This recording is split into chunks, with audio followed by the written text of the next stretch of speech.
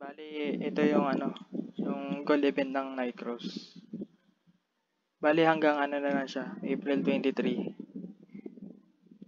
So, sulitin niyo na yung mga gold event kasi para makabili na kayo ng mga 9M na skills. Sayang din to. Para mabilis yung progress din. Tapos dito yung yung spot na AFK ko para sa gold event. Yung sa Stone Cliff Street Corner, 6 minutes, 11k gold agad. Paano pa kaya kung isang oras yan?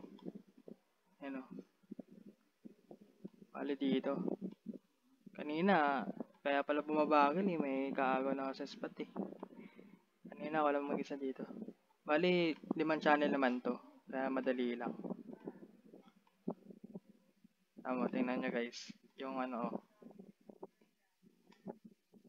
skip na. Sa skills. Tatlo na yung nabibili ko 9M skills dahil sa event. Ayan o. Yan. Tatlong 9M na agad. Kaka-AFK ko lang din.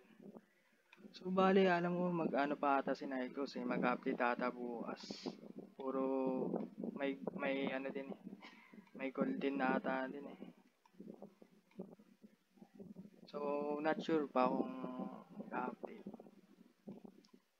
Pero alam mo, mag-update yun. So, yun lang guys. Lang, grind lang ng grind. Tapos, yung mga event dapat hindi natin palalagpasin. Kasi, makakatulong yun sa mga progress niya.